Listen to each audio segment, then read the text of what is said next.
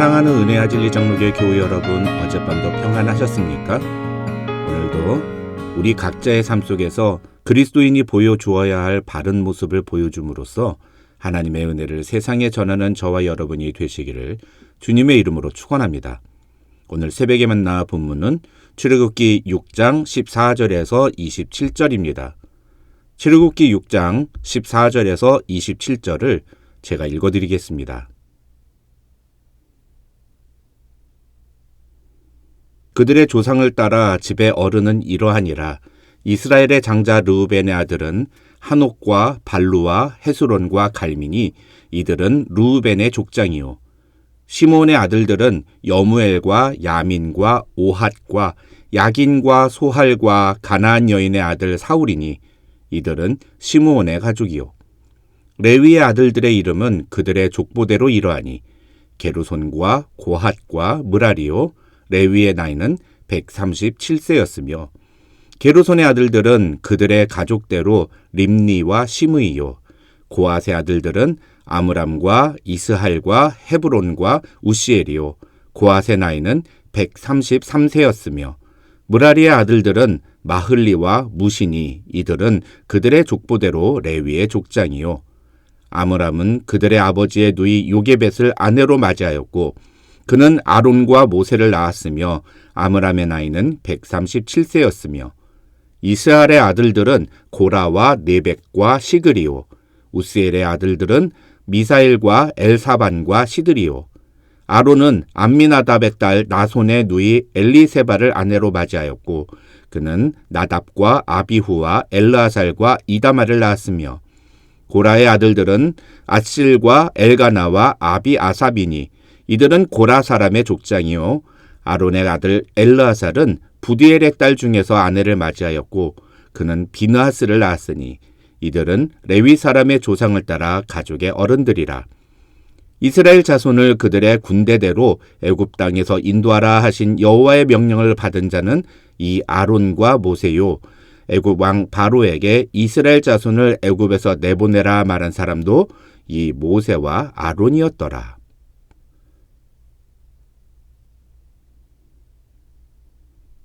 지지난주 금요일에 우리는 이스라엘 민족과 애굽 왕 바로에게 거절당한 모세가 다시 한번 하나님께 자신은 이 사명을 감당할 수 없을 것 같다고 투정하는 장면을 살펴보았습니다.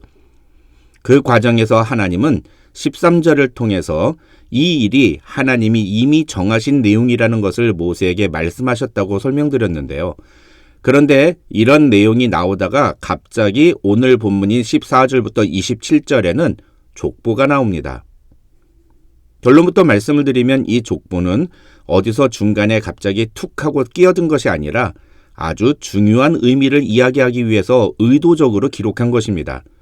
그 의도는 바로 13절에서 하나님이 이미 정해놓았다는 그 계획이 어떻게 진행됐는지를 보여주는 것입니다. 그래서 오늘 본문에 나오는 족보는 하나님께서 이스라엘 민족을 애굽에서 꺼내기 위해 모세와 아론을 이미 오래전부터 쓰시기로 결정하셨다는 사실을 증명하는 하나의 서류와도 같은 역할이라고 할 수 있습니다. 우선 이 족보에는 야곱의 12 아들의 모든 이름이 다 등장하지 않습니다. 이 족보에는 르우벤과 시므온 그리고 레위의 가문만을 소개하는데 학자들은 이것을 이 족보는 야곱의 12 아들의 가문 전체를 소개하는 목적으로 쓴 것이 아니라 레위 지파에 대해서만 이야기하기 위해 쓴 족보이기 때문이라고 설명합니다. 그런데 그러면 레위 지파의 가문만 언급하면 되지 왜 르우벤과 시므온의 아들들에 대해서 언급했느냐? 그것은 모세의 조상인 레위가 야곱의 세 번째 아들이라는 점을 명확하게 제시하기 위해서라고 학자들은 설명합니다. 다시 말해서 이 출애굽기 6장에 기록된 족보의 의미는 모세와 아론이 누구의 후손인지 그리고 왜 하나님이 이들을 택하셨는지를 이스라엘 민족에게 확실히 각인시키는 것이라고 학자들은 주장합니다. 그런데 이 족보에는 또 다른 특징이 있습니다. 그것은 이 족보가 특별히 주목하는 세 인물인 레위와 고핫 그리고 아므람에 대해서 그들이 이 땅에서 살았던 연수를 언급하고 있다는 것입니다.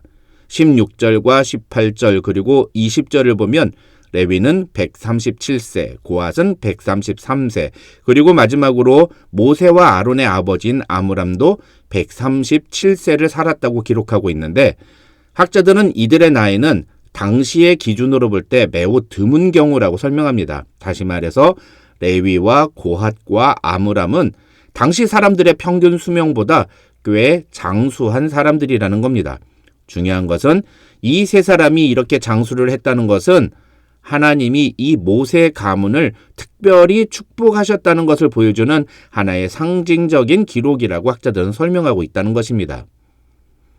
물론 구약학계에서는 이 출애굽기 6장에 나오는 레위 자손의 족보는 정확한 기록이라기보다는 모세와 아론을 하나님이 선택하셨다는 관점을 제시하기 위해 필요한 사람들만 발췌해서 부분적으로 기록한 족보라고 주장하는 학자들이 있습니다.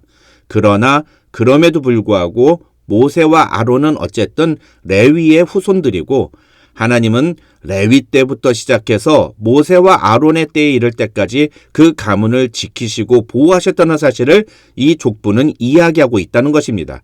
그리고 출애굽기를 쓴 모세는 이 족보를 통해서 바로 그 사실을 독자들에게 이야기하고 싶었다는 것이 오늘 본문의 의미에 대한 학자들의 설명입니다. 다시 말하면 이 족보는 레위 가문을 소개하는 것이 목적이 아니라 모세와 아론은 하나님이 레위 때부터 이스라엘 민족을 애굽에서 꺼내는 데 쓰시기로 결정하신 인물들이었다는 메시지를 전하는 것이 이 족보의 진짜 목적이라는 것입니다. 더군다나 이 족보는 모세가 바로와 이스라엘 자손의 기록원들로부터 거절과 배척을 당한 상황을 기록한 후에 소개되고 있다는 점에서 또 다른 의미가 있습니다. 다시 말해서 모세가 자신의 사명을 온전히 감당하지 못한, 속된 말로 실패를 경험한 후에 자존심이 바닥나 있는 상황에서 이 족보를 언급하고 있다는 것입니다. 그것은 모세가 이 사명을 감당해야 하는 것은 그의 실력이나 어떤 조건 때문이 아니라 하나님이 오랫동안 계획하셨던 그 뜻에 의한 것이라는 사실을 보여주고 있다는 것입니다. 엄밀하게 따지면 이 족보는 하나님이 모세에게 말씀하신 내용이 아니라 출애굽기를 쓴 모세가 의도적으로 이 부분에서 이 내용을 기록한 것이라고 보는 것이 옳습니다. 하지만 구약신학자들은 그럼에도 불구하고 모세가 이런 목적으로 이 족보를 여기에 기록하게 된 것은 모세 자신의 의도나 생각에 의해서라기보다는 모세를 통해 이 성경을 기록하게 하신 하나님의 주권적인 개입에 의한 것이라고 봐야 한다고 주장합니다. 다시 말해서 이 족보를 통해 하나님은 모세에게 너가 지금 사람들로부터 배척당하고 거부당해서 마음이 많이 상했지, 아무것도 이제는 할 수 없을 것처럼 느껴지지, 하지만 내가 너한테 이미 이렇게 될 거라고 이야기하지 않았니? 그리고 모세야, 나는 너를 이렇게 쓰려고 이미 오래전부터 너와 내 형을 계획해 놓고 있었단다. 너희 집안의 조상인 레위와 그의 아들 고핫, 그리고 너와 내 형의 아버지인 아므람까지, 뿐만 아니라 아론의 아들인 엘르아살과 손자인 비느하스까지 나는 이미 다 너희 집안의 아들들을 어떻게 사용할지를 계획해 놓고 있었단다. 이런 말씀을 하시는 것이라고 볼 수 있다는 것입니다. 창세기 34장에 나오는 디나의 사건으로 야곱은 레위에 대해서 혹독한 저주를 퍼붓습니다. 그 내용이 창세기 49장 5절에서 7절에 나오는데, 특히 7절에서 야곱은 시므온과 레위에 대해서 저주를 받을 것이라는 표현을 2번이나 반복해서 사용하면서 아주 단호하게 저주를 선언합니다. 그런데 오늘 본문에 의하면 하나님은 그런 레위를 선택하시고 그 레위가 장수하게 하시고 그의 자손들 중에 모세가 태어나게 하셨다는 것입니다. 어떻게 해서 레위의 후손들이 제사장 지파가 되었는지에 대해 많은 사람들은 나중에 벌어지는 금송아지 사건 때 레위 지파의 사람들이 하나님 편에 서기로 결정했기 때문이라고 알고 있습니다. 하지만 오늘 본문에 의하면 하나님은 이미 그 사건이 일어나기 전부터 레위 가족을 제사장 가문으로 쓰기로 결정하셨다고 볼 수 있습니다.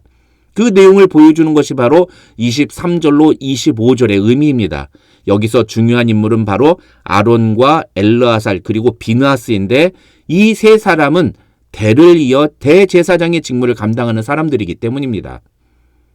어쨌든 오늘 본문의 족보가 우리에게 주는 메시지는 무엇일까요?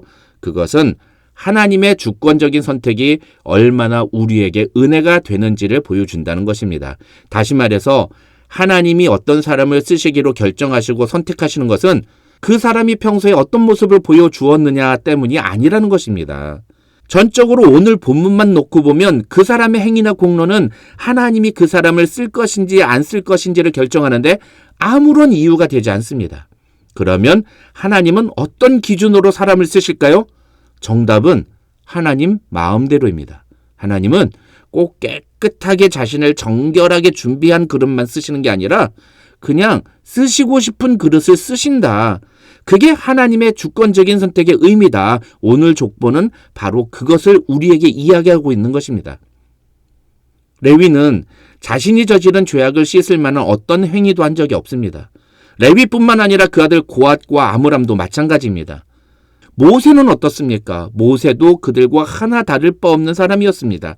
그런데 하나님은 그런 자들에게 다시 한번 기회를 주시고 결국 모세를 통해 이스라엘 민족을 애굽에서 꺼내는 놀라운 일을 행하십니다. 그래서 우리는 이스라엘을 애굽에서 인도해낸 모세에 대해 주목할 필요가 하나도 없습니다. 그 모든 것은 하나님의 주도적인 선택에 의해서 진행된 일이기 때문입니다. 에베소서 1장 4절과 5절에서 바울은 하나님께서 창세전에 그리스도 안에서 우리를 택하사 우리로 사랑 안에서 그 앞에 거룩하고 흠이 없게 하시려고 예수 그리스도로 말미암아 자기의 아들들이 되게 하셨다고 말합니다. 모세와 아론을 쓰시기로 오래전부터 계획하시고 그 과정을 주관하셨던 하나님은 오늘 우리에 대한 계획도 이미 오래전부터 작정하셨음을 믿으시기 바랍니다. 우리의 현재 상황이 어떠하든지 하나님은 그 계획을 반드시 이루실 것입니다. 오늘 하루도 이 하나님의 주권적인 선택을 믿음으로 고백하면서 하나님의 뜻대로 순종하는 저와 여러분이 되시기를 주님의 이름으로 축원합니다.